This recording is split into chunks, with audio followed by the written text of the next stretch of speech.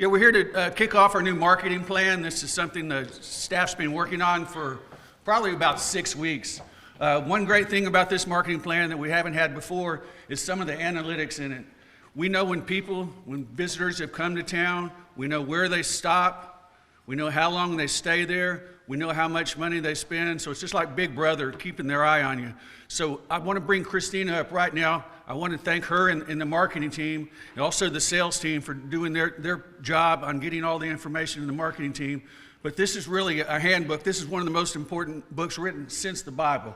So please take it home with you, study it. There's lots of great information, and it tells you what we do year round. So Christina, you want to come up?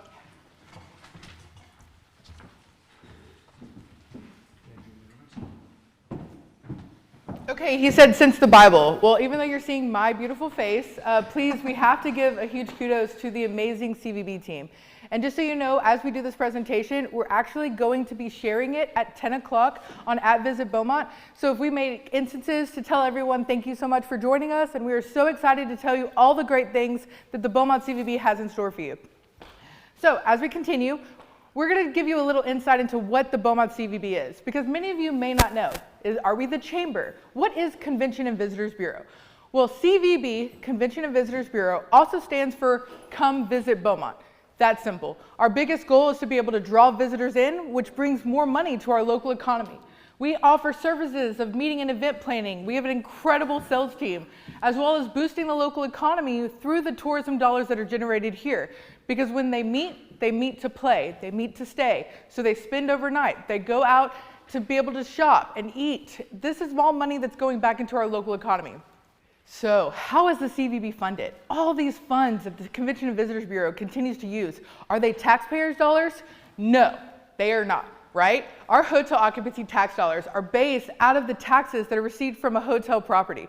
So when you stay at a given hotel, 15% of the hotel rate is actually required from these three entities. So 6% goes to the state of Texas, 7% goes to the city of Beaumont, and 2% goes to Jefferson County.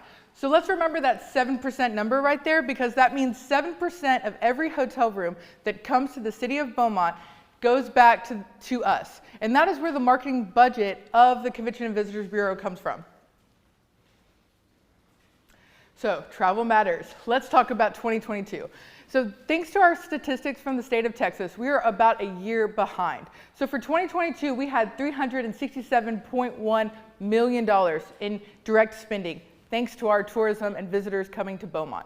That's $367.1 million. That was an increase from 12.3% from the previous year. And it was actually a record year for the city of Beaumont. And we can't give kudos enough because of those direct earnings, the wage and salary disbursements earned with benefits and income of employees and businesses were $82.4 million. Our tax revenue was $30.3 million, which is an increase of 3.4% from previous year. And more importantly, our employment. We had 3.2 thousand employees that were dedicated because of the hospitality and tourism industry. And of those, that was a 6% increase in the previous year. Huge numbers. Now, as we look at economic impact, we have to understand there's 3,700 hotel rooms. We have over 41 overnight lodging facilities and 3 full-service hotels. But let's see what that math actually means. For many of you, you may or may not have known that we are looking into the possibility of a hotel going downtown. Next slide. So we wanted to do some math from you. Let's just hypothetically say that we get a brand new hotel in Beaumont, and that the hotel average daily rate is $150. We're gonna go low here, right? So with an average daily rate of $150, and that one single hotel room was only booked for 50% out of the year, just 50%, that's 182 days. So you've got to do some math with me, and we're gonna play around, and we're gonna see that 7% of just 182 days at a daily rate of $150, okay, follow me, this is really big. Actually, the 7% that goes back to the city is $1,911. So in that same year, a home with an appraised value of $181,000 pays the same amount in property taxes as that one hotel room, given an average daily rate of $150 that's only booked for 180 days, 50% of the year. Does this follow? Think of how big that is, right? Just imagine what 100 hotel rooms in that one hotel is.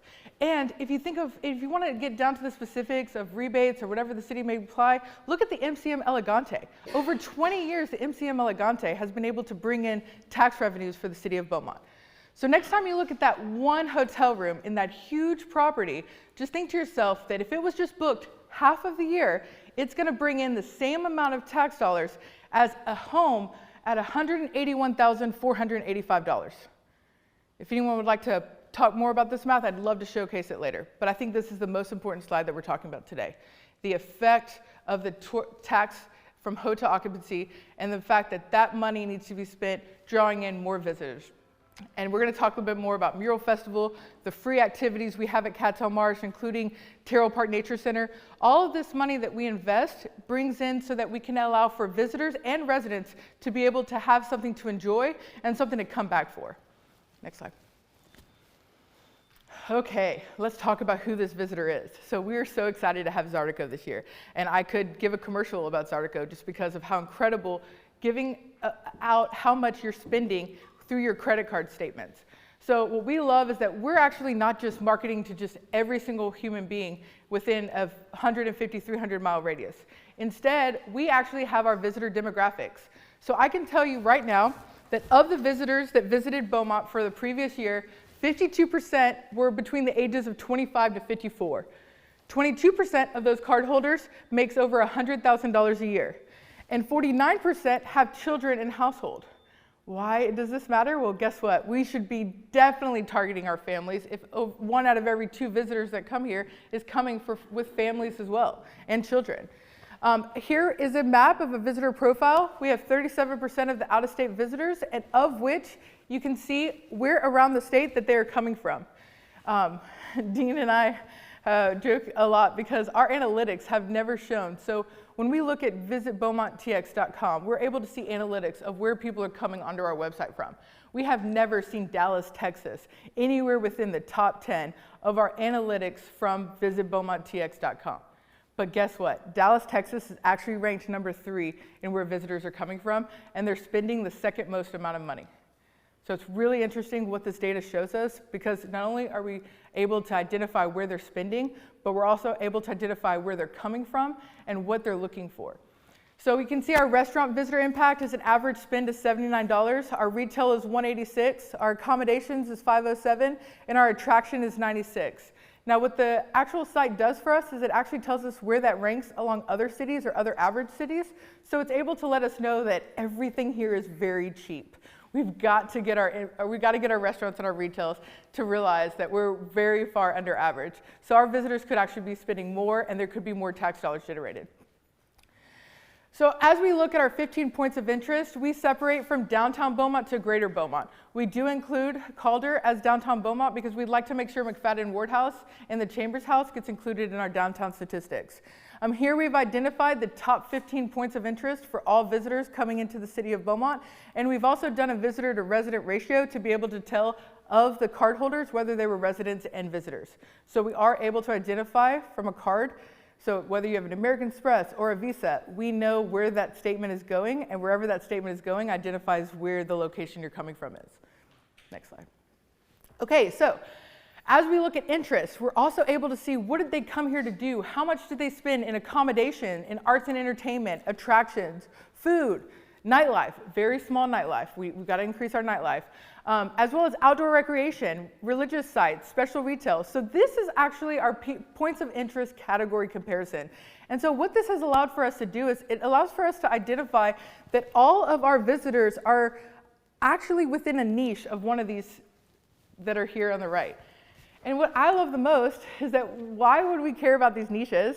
Well, we are launching a set of Beau Monsters who are going to be able to identify for each one of those niches that we just saw. So let's stop and think for a second. You've met Beau, Marcia, Todd, and Ellie. Todd is a toddler, so he's identifying for our family friendly. So when you're going to go into our website, you're going to be able to click off on Todd and identify all of the family friendly. What you can't see is that this is Usher the Gusher. So Usher the Gusher is going to be a historical. He's going to be focusing on ages over 50 years old. Because you have to think that a traveler or a visitor who's a little bit over their age isn't going to be wanting to go to a hip nightclub. We're not going to want to identify or send them to 409 or the park. We're going to want to identify them and tell them to something a little bit more low-key, like Jay Wilson's. I'm just trying to be a little bit more specific in these explanations because that's the idea of what these bow monsters are going to do. Each one is going to actually represent a different niche traveler so that when you go onto the website, you'll be able to pick which traveler are you and be able to have a customized itinerary based on whatever it is that you're looking for. So get excited because National Travel Tourism Week is May 5th through 11th. We'll be launching all of the monsters and you'll be able to pick which monster you identify the most with. Neighborhoods. As a visitor comes in, we've been so keen to say top 10 things to do in Beaumont. But those top 10 things are all across different areas of Beaumont. What a visitor really needs is to be able to say, hey, I'm interested in going to Gator Country, or I'm interested in going to the Art Museum of Southeast Texas. And if I'm at the Art Museum of Southeast Texas, then I'm going to be in this downtown light blue region. So tell me what else I can do while I'm in this downtown light blue region. And so that's the point of by identifying the different neighborhoods and dividing Beaumont into different, not districts, but let's say sections. We're going to allow it to color code so that a visitor will be able to know when they're in a different area, what's around them. So if they were to go to Spindletop Gladys City, let's find food and restaurants that are nearby Spindletop Gladys City for them to enjoy instead of sending them all the way across town to Parkdale. And that's the idea behind the map and where we're going. Okay, so 2024, we are so excited.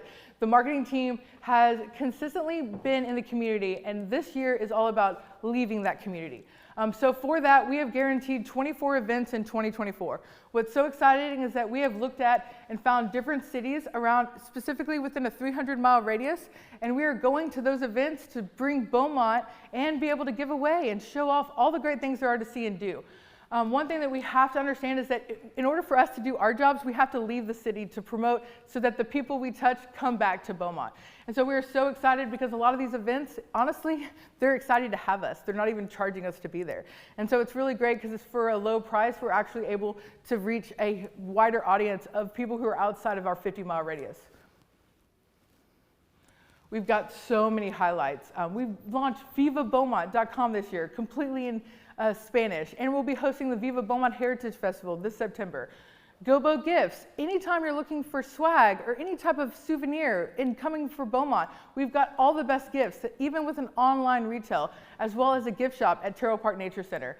And our meetings team and sales team has so many accolades, and you can see all of it through this 32-page marketing plan that we're not going to go over, but I really want to make emphasis on because it really is incredible, not just the accomplishments, but where the CVB is going.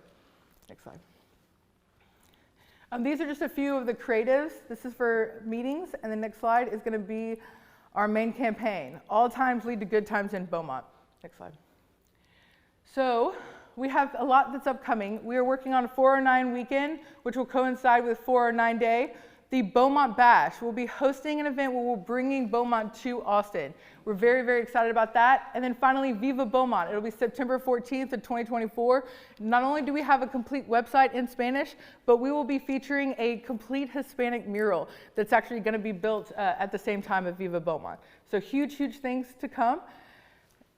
And just because we talked about events, let's just give a quick shout out to the fact that Beaumont Mural Festival made the cover of Texas Highways. We are so excited. I wanted to showcase just how big of a publication that is. Next slide.